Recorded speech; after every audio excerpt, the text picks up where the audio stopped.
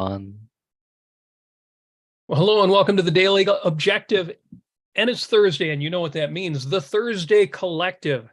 Holy heck, am I looking forward to when this becomes a daily activity. But I am honored, privileged, having the time of my life, being joined by writer Jacqueline Schumann. Jax, how are you doing today?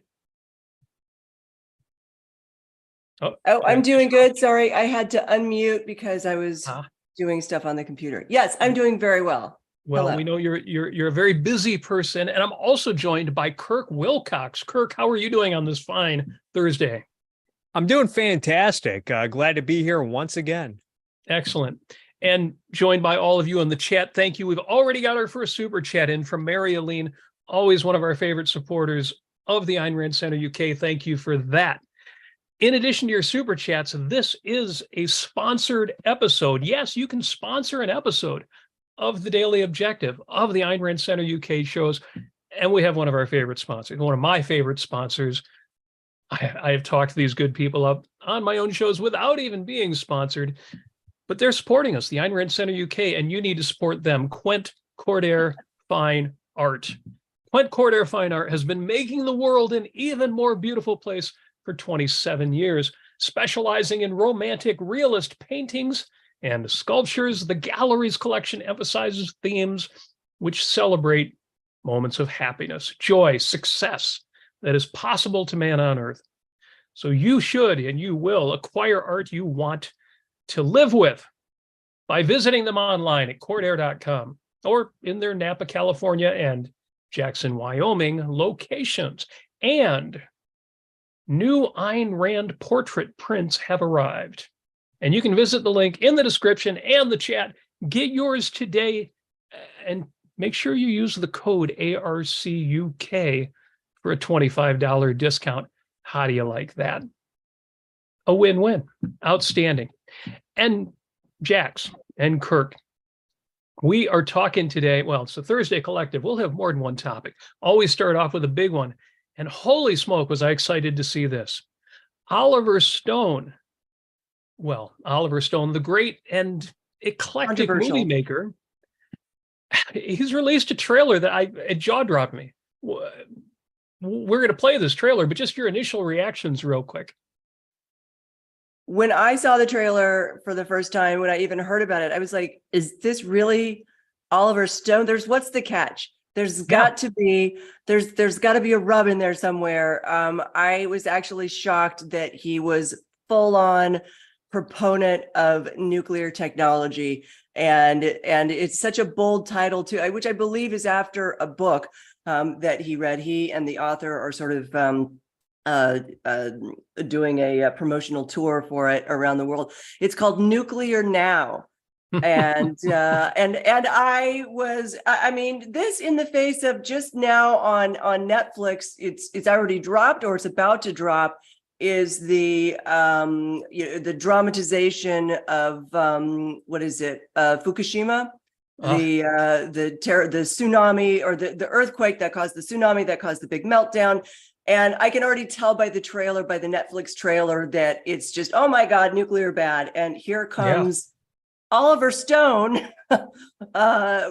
making a movie. It's a I think it's a documentary. I don't think it's a docudrama. It's a documentary all about the benefits of nuclear technology and all of the lies we've been told about it. So I was shocked when I saw it. What about you, Kirk? Yeah, and there's definitely, I think it still has the climate change undertones to it, but you know, if people are going to be alarmed about climate change, I'd much rather them be pro-nuclear than anti-nuclear, which I think has been a problem. I recall back in 2017 when Bill Nye the Science Guy made his comeback, his first episode was talking about climate change and alternatives to fossil fuels. And he had this big panel. One of the guys was saying, no, we need to really start. One of the guys on the panel said was all about nuclear energy and how we need to start rethinking nuclear energy. And I remember at the time, Bill Nye was very dismissive of the idea, saying, well, we can run the whole show on solar and wind. No one really wants nuclear. And I thought that was just such a lazy cop out on Bill Nye's part.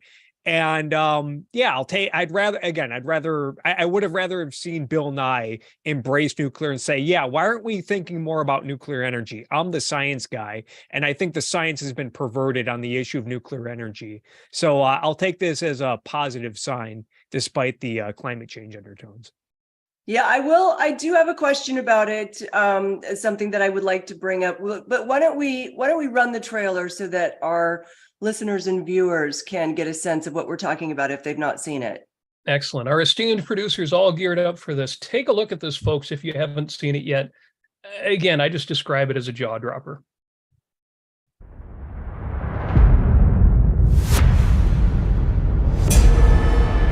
We may have come to a point in time when Earth is asking us,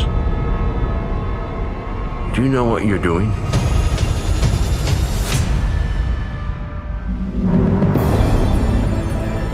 Most of our power still comes from burning gas and coal, and the amount is going up, not down.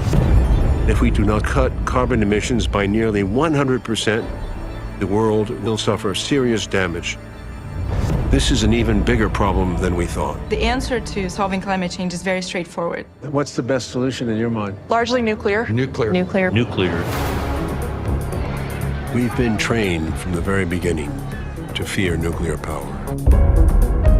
The very thing that we fear is what may save us. What's scary is not the same as what's dangerous. Coal is dangerous. More people die from coal in a couple of weeks than have ever died from nuclear, which is all from the one accident in Chernobyl. First question is, what about the waste? Nuclear waste is nothing compared to climate change. Once you understand it, people have a better sense of not being afraid. We have to provide clean, affordable energy to the world. In general, we need to move faster. We do this for our families, we do this for our kids and those generations.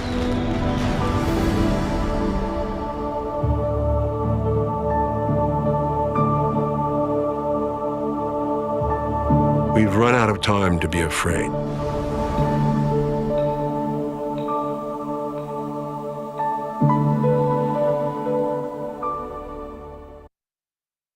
Nuclear now. Now, who saw that coming from Oliver Stone?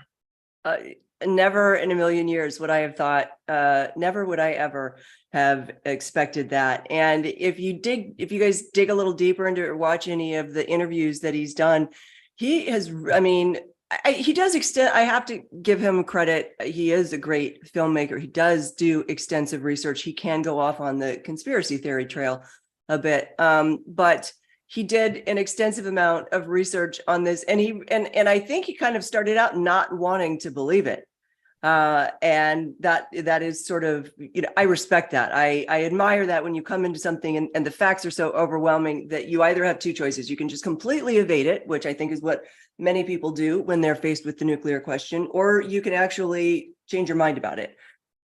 So I was really impressed with that. And if you watch any of the tours that he goes on, he and the author of the book, who the movie is based off, the documentary is based off, they don't agree on everything politically, but they have found tremendous common ground. And Oliver Stone goes as far as saying, I remember watching the movie, the series Chernobyl on, I think it was another Netflix series. And that was HBO.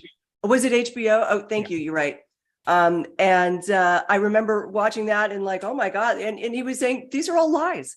They're all lies. But I do want to, I'll ask the question in a second, but what about you guys? Were you guys shocked that you saw this coming from Oliver Stone?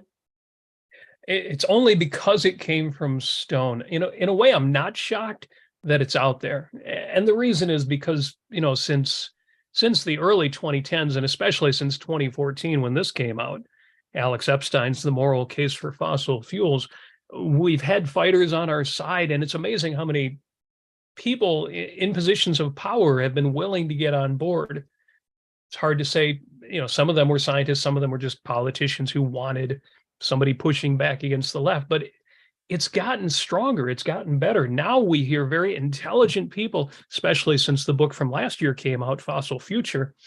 Very intelligent people are using Alex Epstein's talking points, and he puts them right out there. As much as he runs a for-profit corporation in this fight, he has a free website called energytalkingpoints.com that gives you the simple answers to, it sounds like some of the comments that you hear from the scientists and others in this preview.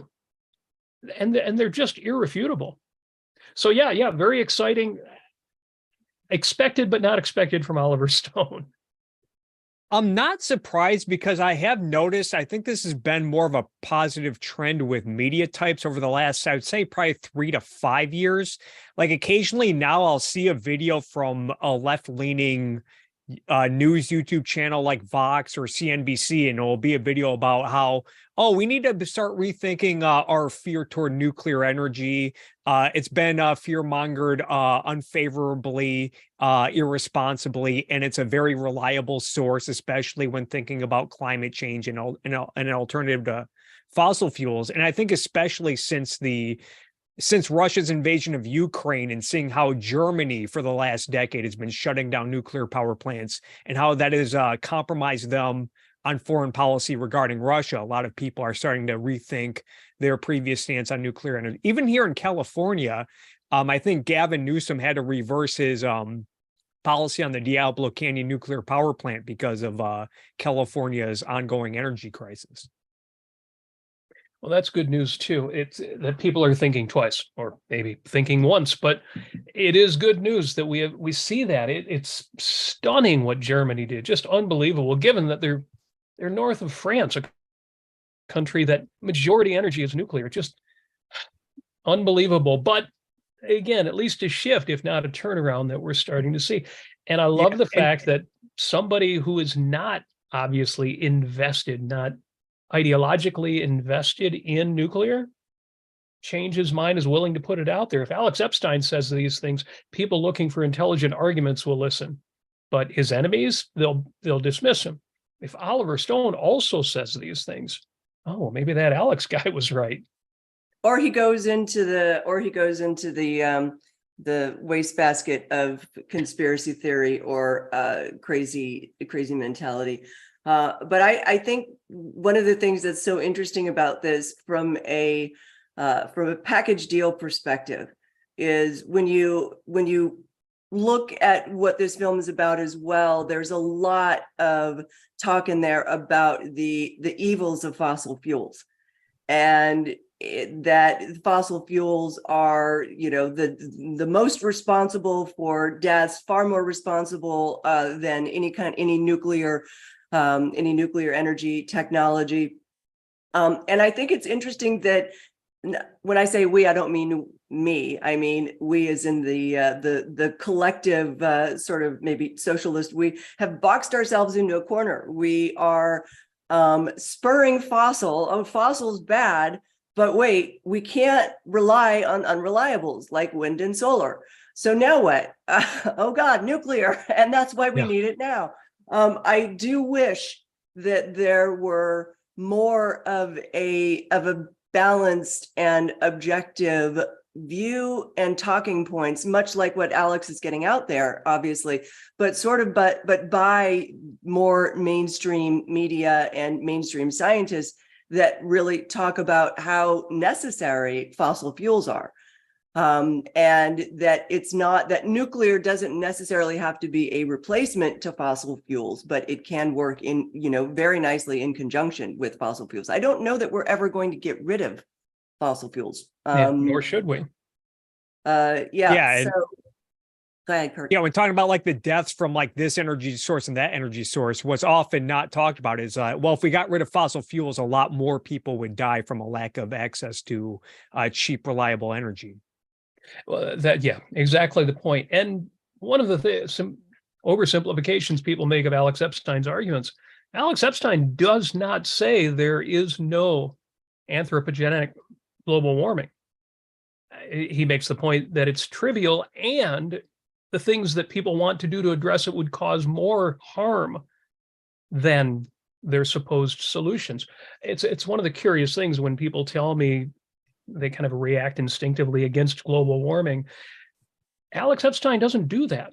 He's perfectly willing to say there may well be an impact of human activity. Okay, if that's true, then what do?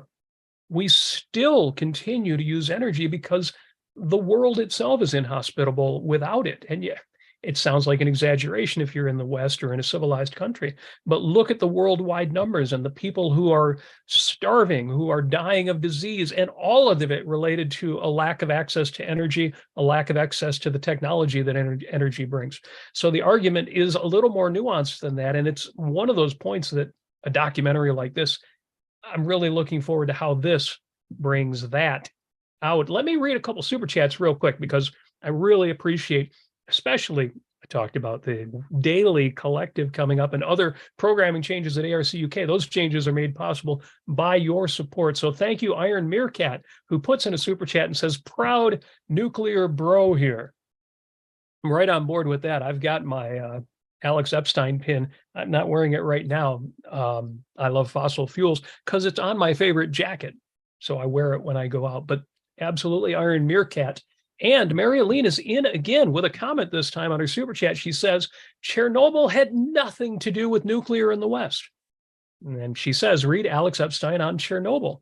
No nuclear plant like Chernobyl would be operated in the West. And that's absolutely true. I think some of that came through in the miniseries as well, that design. Yeah. And of course, the response by the bureaucrats in Russia was the fact that it was a nuclear was not the issue. It was entirely the way that it was handled. Right. It was a complete horrible example of what Eastern Bloc communist countries do when faced with a potential crisis, is cover it up. We have to, this test has to happen, even though we're not ready for it. We're going to do it anyhow, because if we don't, then the authorities are going to be angry at us, and people's safety be damned. That you're right. That did come through in the Chernobyl miniseries. It was somewhat of a package deal again, because they went a little bit overboard. Maybe a little bit is a bit of an understatement on the radiation and the deaths associated with it. When you look at the actual facts of how many deaths were associated with Chernobyl, it was far fewer than what they talk about in the movie. Even in especially in the series, at the end of the series, they have like these lists of quote unquote facts, which have been refuted. But it's interesting because, here comes Oliver Stone with this great documentary in the face of all of these, all of these kind of fear-mongering films, because that makes good films or TV series, that makes good TV, right? It makes facts be damned. We need that conflict in there. We need there to be a metaphysical threat to people's lives by going forward with nuclear. And I agree with Kirk too. Living in California, it's like, okay, Governor Newsom, you're saying that we can't use nuclear.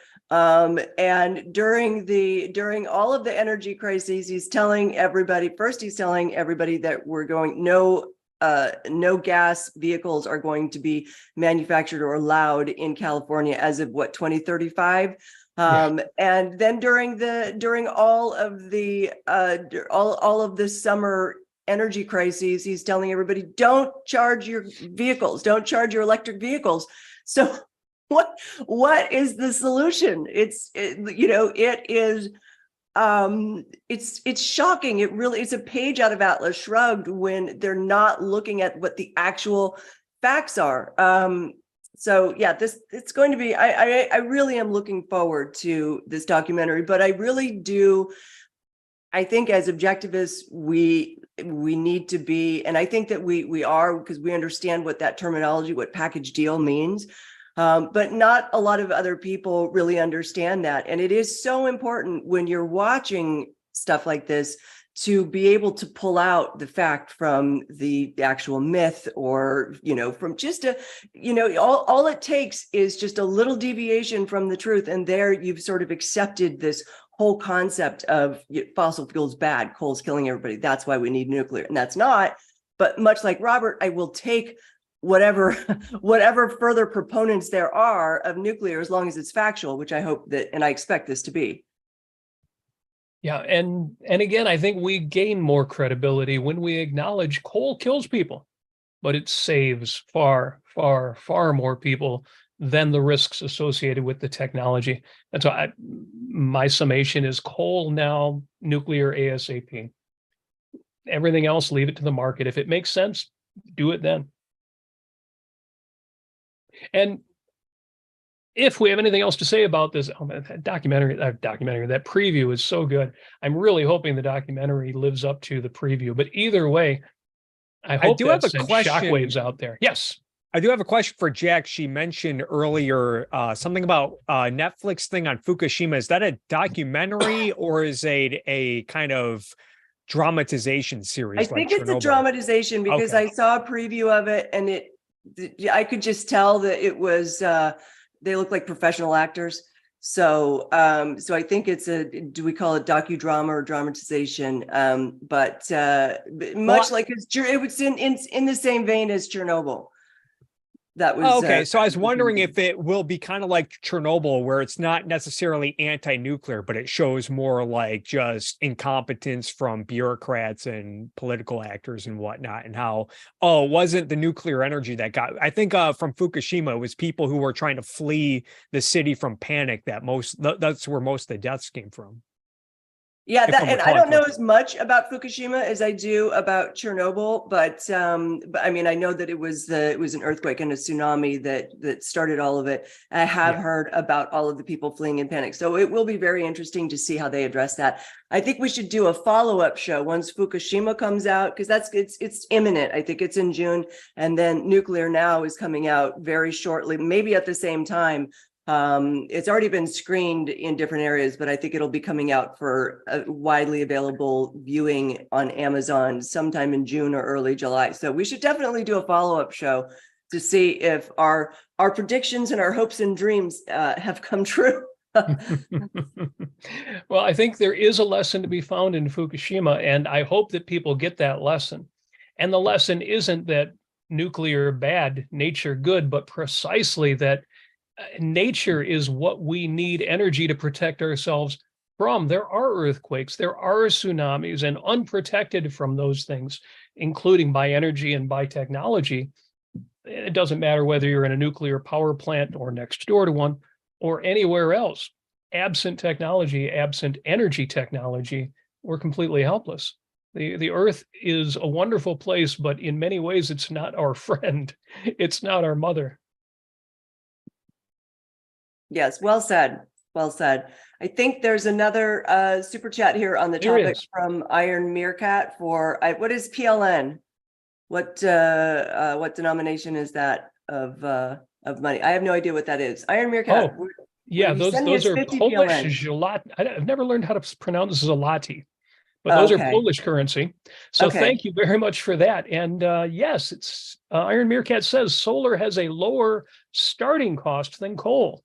Solar's one and only advantage is its low starting cost. If you're going to use any fossil fuel, please make it natural gas. Well, I would need to look more into that and see what your argument is for that. But I'm a big fan of natural gas, despite a leak we had in the home recently. So be careful with that stuff. But yes, natural gas is an amazing technology. And the way that fracking has made the costs reasonable over the last 10, 15, 20 years has been, pardon the expression, a godsend. So I'm absolutely for that. When people talk about solar and to some extent wind as well, and the kinds of technologies that are required to store that energy, occasionally people will bring it up. But the cost of that in terms of what forcing it, because I don't think an open market would have quite the same effects, but forcing it has done to the suppliers of cobalt, the suppliers of selenium, the rare earth metals that are required for these technologies. It's like conflict diamonds. We've got child labor. Of course, you would think our liberal friends would be against that. We've got the worst working conditions you can imagine. You would think our liberal friends would be against that. Are used in order to bring up these metals. And so much of it comes through China, if you want to talk about a place where human rights aren't respected. I don't hear anybody saying, slow down on the solar, slow down on the wind, slow down until we can stop governments from creating conditions in which these people are taken advantage of in ways that a free market could protect itself against. So thank you very much for that. And I absolutely would echo that natural gas is amazing. Mary Aline asks, and I don't know if anybody on the panel knows this, can you make diesel fuel from natural gas? And my short answer would be, not that I'm aware of, but that again is why I don't think any fossil fuels are just going away. They'll be rolled off eventually. Other technologies will make more sense, but outright prohibitions on any one particular technology are going to be disruptive in ways that will always do more harm than good. So I don't know the actual answer, but Google does. Google, because Google's right about everything all the time, right?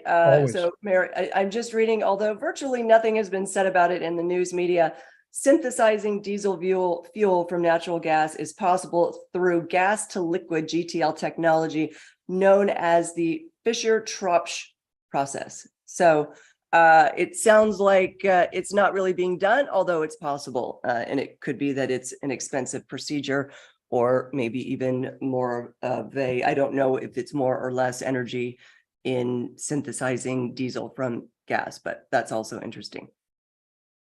Excellent. Now we have an off topic, or maybe next topic, super chat that came up, and I've got to read it before we go too long, because Equal to Reality did bring in £5 and asks, off topic, do you think gay pride is or could be a package deal? So it's interesting, you guys, I missed the collective last week, and the topic last week was gay pride. And I had, so that was actually going to be one of my secondary topics. So thank you for asking that question. I don't know if it's necessarily a package deal, because I guess I need to unpack that and understand what that would really mean in terms of accepting gay pride. I think there were some definite differences of opinions in last week's The Collective, just in using the term pride. What is there necessarily to be, well, being proud of being gay? I think that it kind of ran into two different categories of being prideful or proud to have come out. I almost think it should be gay courage instead of necessarily gay pride, because it is, the whole reason for the month of celebration, or for honoring the month in the first place is to celebrate people sort of embracing their identity and telling the truth about who they really are. And I think that is good and honorable and valuable and moral, to embrace your identity. I don't know that it is so I guess in a sense, it could be sort of a package deal, because now you're putting in pride with, I'm not, when I embrace my identity as a female, I'm not saying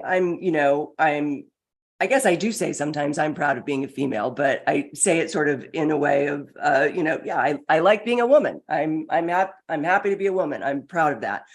And I embrace my femininity and strength and what have you, everything that goes along with being female. And I think that it should be the same with LGBTQ community. And do we need a month for it?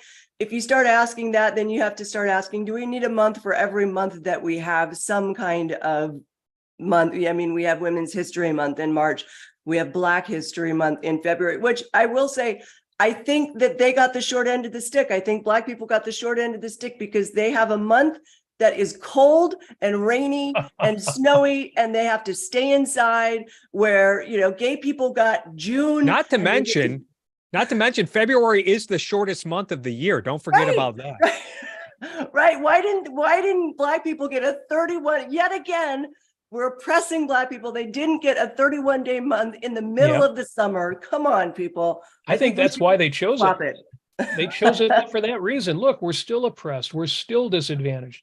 Absolutely. It was white people who chose we're the ones, I think, who are choosing the months. And but all kidding aside, So I guess you could consider it to be a package deal if you're looking at the real definition of pride. What do you guys think?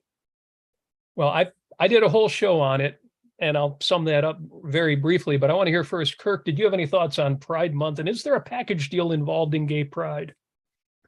I would have to think more about it, but I think alluding to what Jax was talking about, that, yeah, we live in a social context where for decades, years, it wasn't socially acceptable to be out and about and homosexual and whatnot. And I think it is, we also got to remind ourselves that things have gotten a lot better for gays and LGBT people in America. Things have made progress, but yeah, there are still a lot of people who I think want to socially ostracize gays. So I'm not sure. I think it's I don't think it's a bad thing for I don't know. I don't know about the package deal. I guess that's the question. But yeah, there's a big part of me that understands why people want to be prideful and celebrate themselves for who they are. So, well, I certainly agree with that. And I've done a whole show on it called Pride Month Right on Target, so you can tell what news story I was leveraging for that. But yes, I don't think anybody's proud of being gay. They're proud of being in a culture that makes that a very difficult thing. Come out to your parents, see like a lot of people that push back like, oh, should I be proud of being straight? And it's like, yeah, but people who are straight are not really being socially ostracized for being straight. I think that's why people make a big deal about being proud of being gay and whatnot. So, and I think you're exactly right. And you brought up the right point, a discussion that I've had more than once. I know white people who feel persecuted, who feel like DEI and woke and cancel culture have persecuted them, and they're now proud of getting through it all. And I swear those folks have got to have Fox News on their television 24/7, because if you stare at that news long enough, it does feel like, oh my gosh, we white people are really being put upon. And, if you didn't get a job and you think there was an affirmative action hire that crowded you out, a few things like that happen. I know people who actually believe that, and there's some of that out there. And notice where some of the critics of pride are starting to go. I noticed this with Ben Shapiro, and a lot of other conservatives are saying stuff like, well, pride is actually a sin. And it's like, did you think about whether or not that was a good thing for God to declare pride a sin? And they mean pride in like, oh, you shouldn't think highly of your achievements and your ability and whatnot. It's pretty explicit in the Bible. And I'm just like, oh, so you guys want to just obliterate that whole notion of pride, which I think is another issue entirely. Right. So I do think that Pride Month and gay pride do tie together things that don't go together. And then that's unfortunate. And that's why we have some of these reactions. But to equal to reality's question, I don't think it's technically or epistemologically a package deal. I think the kind of pride that the better people I know, including many homosexuals in the objectivist community, we seem to have more than our share, which is great. But that kind of pride I do see as a proper instance of both the virtue of pride and the value of self-esteem. So I see both. I've seen the good and I've seen the bad of it, and I see why the question comes up. And thank you for that super chat. We also have a member super chat from Bonnie Bertrand, who says, oh, love this. She says, I love seeing advertising in the chat. Yay, Cordair Fine Art. And I'm so proud of ARCUK for being a for-profit organization. I love that you mentioned that, because Alex Epstein is quite proud of that too. The Institute for Industrial Progress is actually a for-profit institution. A lot of his critics say, oh yeah, he's only in it for the money. He's paid by big oil. He does get paid speakers fees by large corporations, but he is absolutely not in the pay of big oil. No. And he's perfectly willing to say where his money comes from. But yes, I am glad too that the ARCUK is a for-profit organization, because I believe that's part of its success. And the fact that folks are out there supporting the organization, and that Rozzy and Daniel and Irene and all the people behind the scenes are able to make that happen the way that they do. And of course, all the hosts and co-hosts like you good people today. So yes, thank you for that, Bonnie. Very much appreciated. By all means, folks, feel free to bring in more of those super chats, more of that profit. it's not for us. We're all objectivists, so we are all each independently We make no money extraordinarily off of wealthy. it. But the ARC UK absolutely does want and need you, and good things are coming from the ARC UK. You're going to continue to see your dollars pay off. Excellent. Robert, Well, you should be, you need to go on the next NPR pledge drive because you've got that voice, and you've got the, all you have to do is be a member for a year and you'll get this tote bag. You'll get a lifelong magazine subscription to XYZ. No, I'm just saying you're really good at at promoting what we should be promoting. In fact, I will say one more thing about the Gay Pride Month. And it was something that Nico's brought up last week when they had the whole panel discussion on it. Something that I just want to echo my agreement with is that it may not be as necessary or big in the United States, but for other countries where they're still very repressed. I mean, we've just heard the news on Uganda making it absolutely illegal to be gay, and the sentence can be death. And I also remember during the World Cup in Qatar, they wouldn't even let the players wear the rainbow wristbands. And that's where, here in California, we've got, and I live in the San Francisco Bay Area. So San Francisco has huge gay pride parade and flags all over the place and fun celebrations, also crazy as well. But that's the real fun aspect. But when you look at, what that means, what gay pride means for countries where it's still illegal to be gay, and countries that, with religions that we, some Americans still support, where they oppress not only gay people, but women. It is important. It is important to see that there are other countries who are out loud and proud, quote unquote, because that demonstrates that it shows other people there is an alternative, and the entire world is not, does not believe in what my country is telling me is wrong. That's such a great point. We take the progress in the West for granted and forget sometimes, at least I do, what it means to come out in the Middle East or in other countries where, and especially Uganda. Man, I talked about this in my show, how inspiring was it to see, even of all people, Ted Cruz coming out, speaking out against Uganda, speaking out for the rights of homosexuals. That was a surprise and heartening. I used to be a Ted Cruz fan before, as I say, Donald Trump kind of broke him, but this was good to see.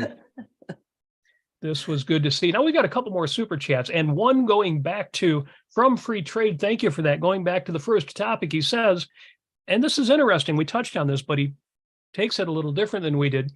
He says, I just saw the trailer. It's terrible. Coal is great. Millions would die without cheap coal power. It can't be replaced rapidly with nuclear.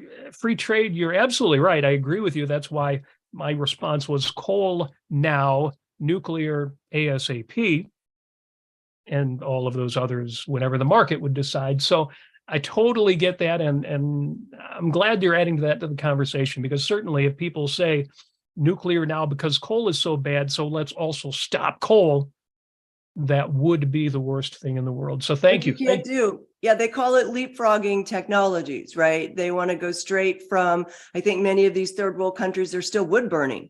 They haven't even implemented coal yet, and they want to leapfrog the technology without understanding the kind of infrastructure and expertise and technical knowledge required in order to run a nuclear power plant, so that you don't get, a kind of meltdown that that people have fear over. You do need to take this in stages. I completely agree. That's a very good point. I didn't know if you had any comments on that, Kirk. No comments at the moment. Well, I'm glad you mentioned leapfrogging, because, we're familiar with that. I'm in the technology world and IT. And so we go, I go to Europe and I see how Europe skipped several of our telephone and cell phone technologies, so they're much further ahead than we are. Well, that means for a long time, they just missed out and they finally caught up. And yes, they got to leapfrog. And that's great in the case of something like how well does your cell phone work? When it's the case of energy and life-saving, life-preserving energy and saying, well, if we stay 5 years behind, then we'll be 10 years ahead. Yeah, but who dies in the meantime? So I Right. totally appreciate that comment, Free Trade. Thank you for your super chat. And then we have a big super chat from Iron Meerkat, 100 Polish. Again, I'll learn how to pronounce that currency, but a very generous super chat. And he says, Ben Shapiro talking about LGBTQs and LGBTQ pride is unlistenably cringe. That description to me applies to Matt Walsh even more than Ben Shapiro. But Iron Meerkat says, back around 2015 and 16, I honestly thought the conservative movement put that homophobic horse shit to rest. I am sorely disappointed. Iron Meerkat, I'm certainly as disappointed as you are. And You guys know though, I apologize. I've heard Ben Shapiro talk about it, but I guess not. I haven't heard a lot. Can you provide some background or context of how Ben's talking about it? Do you guys know? no, I have not listened to Ben Shapiro in a long, long time. No, other than just, last week I was just watching this video where he started off talking about like, well, I'm celebrating June by just living my life and living a virtuous life and this and that. And, pride is actually a sin. And like, I see some of this sentiment. It's not just Ben Shapiro. I've seen it shared on Twitter even. And it's just, again, the way God talks about pride in the Bible of like, don't think of yourself as clever. It was me, God, that gave you the strength, and pride is the sin. And it's like, if that's where you're going with this, and it's like, now you're just, I don't know. I don't know what I'm trying to say with that, but just crazy that he's throwing pride into the garbage, just the whole concept, because God said it was a sin. And as if that's not weird to think of pride as a sin just because God said so. Yeah. Iron Meerkat in the chat says, yes, that's just how he says it. And I don't doubt that. And Well, Kurt, and I guess he kind of calls it LGBTQ plus / blah, blah, blah. And Right. sort of, and that that's a backhanded, way of it's a way of minimizing what the community considers to be important and quote unquote inclusive. Right. But so I guess I could see how, and especially Kirk, him bringing in the religious aspect that, of pride being a sin in the first place. Now you're kind of relating sin with being gay without actually doing it, right? Without actually coming right out and saying it. So it sounds like, I think Ben Shapiro is a very passive aggressive person. He tends to, although he has come out and said, very blatantly that Ayn Rand's philosophy is trash. He's been saying that for years. Yeah. So he can be passive aggressive and just plain old aggressive. Yeah, my impression of Ben Shapiro is that when he considers LGBTQ, ABC, XYZ, we've all had fun with that, how it keeps growing. But when he considers it, his attitude seems to be, I have nothing against gay people. I just don't know why they won't stay on the back of the bus and shut up. That's the impression I get. Or I don't know what his thoughts are on gay marriage. If he believes that that it's okay for gay people to get married, or if he's kind of one of the people like, hey, it's okay to be gay, just don't mess with the sanctity of marriage. Which I think is ridiculous. If you're a consenting adult, you should, you can marry whoever you want. Yeah, I recall he was against it, but I couldn't document it. I'd have to look it up. And what I want to know, because believe me, I had some of those same thoughts, not quite like that, but, should our insurance companies be forced to accept those marriages? Should we be allowed to change existing contracts? I remember at the time all of the debates, and here's what I want to know in 2023, and then we can go to another topic. For those of you who are married, and I'm married, I've been married for over 20 years, did gay marriage, when it became a thing nationwide, in what ways did that affect your marriage? Did it demean your marriage? Did it lower the value of your marriage? Did it change your marriage in any of those ways you were worried about? Sorry, I got sidetracked looking at a chat from Daniel to us, guys. Was your question when gay marriage became a thing, and if I was married at the time, did I feel like my sanctity of marriage, like now the gospel of marriage had been compromised, or was that your question? Yeah. Do you feel that all of the diminishing of the institution of marriage that was going to happen, do you feel that any of that actually happened? No, because what is marriage? I mean, from an objectivist perspective, marriage is a contract. It is also, and from a values perspective, it is and you guys can disagree with me on this, but my thought on it is a public expression that you would like to spend your life with this person, as well as a legal commitment to do so, to share assets, as well as providing certain benefits for the person that you would like to spend the rest of your life with. Why should that be narrowed down to just a man and a woman? Because it's not just all about being fruitful and multiplying. And now that you've got adoption, and now that you've got so many advances in fertility technology, it is possible for two gay people to have their own child in certain senses. So I never felt like I was, married at the time, and I never felt like, oh no, I'm threatened now. Like, what does that mean? Yep. Okay. Real quick, I do a whole show on marriage, and I have, but I want to get another topic in. Our producer reminded me that the Imperator Knight, TIK, and his YouTube channel, TIK History. This is a great channel if you're into history. The British speaker on history. He's a degreed history buff. He's got 312,000 subscribers, over 50 million views. And 2 days ago, one of his history, he does history on World War II's, and he's doing this, and he quotes Leonard Peikoff. He puts up a Leonard Peikoff quote, and then he quotes Leonard Peikoff at length from The Cause of Hitler's Germany, formerly the ominous Parallels. This was amazing. I said jaw dropper earlier already once, but this made me say, holy smoke. And it wasn't just like one quote. Like at one point, he holds up the book and says, if you're really into the cause of Hitler's Germany in World War II, like this is a must read, and reading it like hit me like a freight train, he said. And you can tell he got really excited, and he took a lot from the book. Yeah. Not to draw comparisons, but I'm excited when one of my videos hits 1,000 views.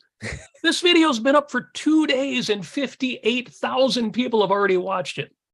And he goes on at length, and not just at the beginning, about Leonard Peikoff and what Leonard Peikoff taught him about history, and how now he's reading Ayn Rand because he realized I got to find out more about this.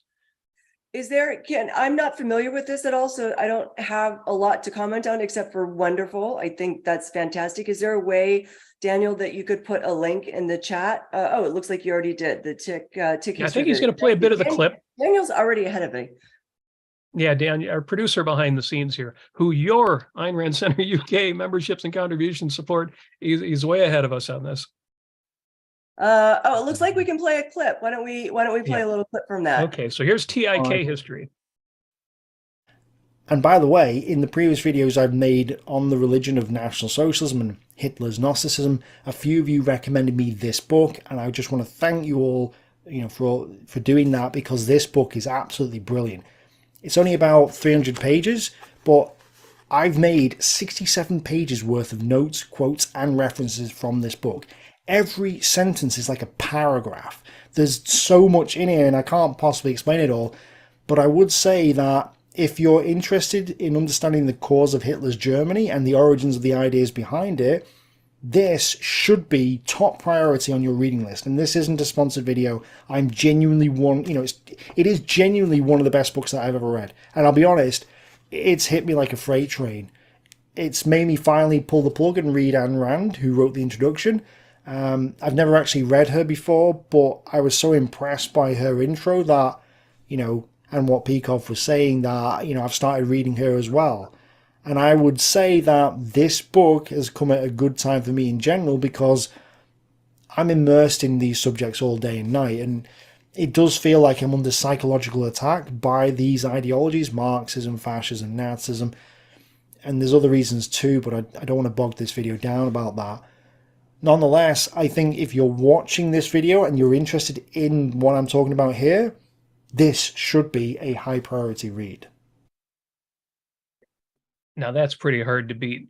And I'm always a little careful when somebody starts talking about Ayn Rand, or in this, see, that makes it extra exciting that it's Leonard Peikoff. Ayn Rand is already popular. Lots of people know her. Lots of people love her. Lots of people condemn her. But to hear him come out, a historian for Leonard Peikoff. And again, I'm always a little careful when I hear about that. What's he going to say next? What is he going to say on top of it? Is this going to be another case of, one of us goes on Dennis Prager or Glenn Beck and, a mixed message there? But this was really good. Well, we should. I hope that we're trying to reach out to him to get him on to one of our shows. That'd be pretty interesting to have a discussion with him, especially maybe after he's read a little bit of Ayn Rand.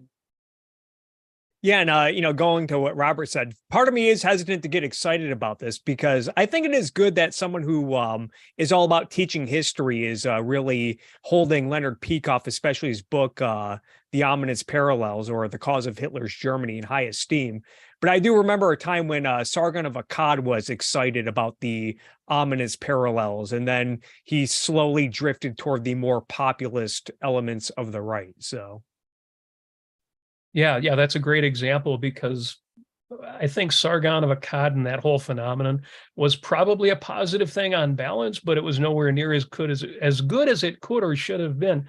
It's great. Freddie Airmail in the chat says, when the worst thing someone does when talking about Rand is mispronouncing her first name, good sign.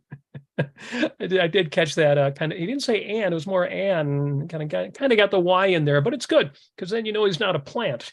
If he was already an objectivist, he would know Ayn Rand. So there we go.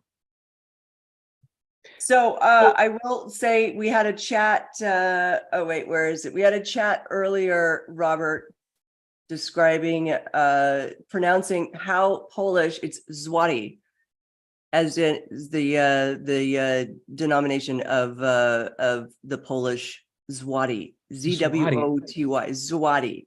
Zwati. I hope I said that right. Zwati. Thank you, equal to reality.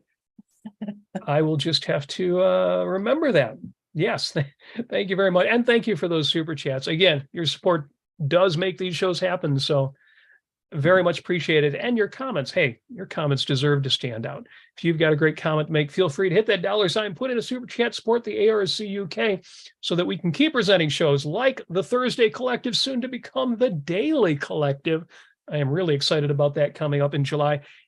And other shows like, say, Life on Earth with Robert Nasir. Okay, real quick tease for the show I've got coming up later this afternoon. I'm going to be doing a show on the wisdom of Ted Lasso. Some of the lessons from this amazing, stunningly good, if I do say so myself, and I do, television show. But unless we have something else to say about TIK history, I do want to ask real quick, Kirk or Jax, have you seen Ted Lasso? And if so, can you recommend any other shows that have that same kind of joie de vivre, sense of life, spirit? I just finished it the other day, actually, and at the moment, not really. I think a lot of the popular programming on television is kind of cynical and full of stuff like anti-heroes, whereas Ted Lasso is all about a guy who is really trying to bring out the best in people, and even a lot of times when, like, you have like a villain, it's not really a villain. It's more just like an antagonist who has some sort of like inner conflict or demon to overcome, and they eventually overcome it. And it's just a fantastic show. I can't recommend it enough. And I'm part of me is sad that it's over. I wholeheartedly agree. I just finished watching it the other day and was in tears, both because it was such a great ending, and also I was just sad that it was ending. There are talks potentially of bringing it back, which I wouldn't be opposed to, but also I think it ended on a perfect note. I think, I don't know, and it's funny because we do TV talk, right? Jennifer, Mark, and I do the show TV Talk, which we will be doing another one soon in July. And so I know a lot of TV, and I watch a lot of TV. I don't know of any show right now that has that same sense of life. That's what I love about Ted Lasso, is his sense of life, and that it infects everybody he's around. Finally, somebody with good and positive values affects other people, at least in dramatizations and how Hollywood is portraying it. Finally, somebody with good and positive values affects the people around him in good and positive ways. And I think that I'm very much looking forward to catching your show, Robert. I think it's a great topic. It's a really, really wonderful show. Well, I appreciate that, and I totally get that feeling of, I don't know if I want them to continue. Apple TV just posted today a little tease, a picture of Coach Beard and Kent and Nate in the locker room, and Ted's not there, but the picture's there, and Apple TV writes, "Smells like potential." And I thought, man, I agree with you. I don't know that I want it to continue. What I wrote on Twitter is, it's hard for me to imagine it. It would be like Leonardo da Vinci painting Mona Lisa 2, the sequel. Yeah. Because the first one was so good, right?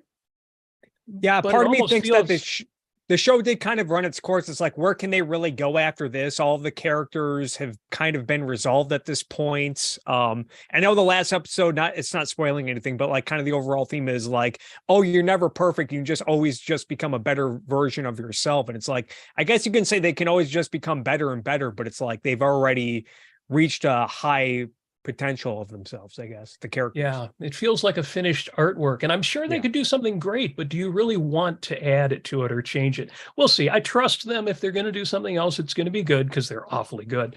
But yeah, I almost want it to be just that painting on the wall, and no, don't go adding anything to it. It's done. It's perfect. But more on that at 5:00. Thank you for your interest and your excitement. Oh, by for the way, show itself. don't forget what Ted Lasso's favorite book is. Do you remember that?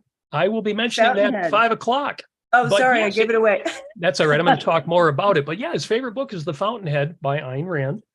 And somebody in the chat said it's good to know how to pronounce that right. Yes, The Fountainhead by Ayn Rand. They always say it rhymes with mine, but you can kind of hear the Y in there if you're saying it right too.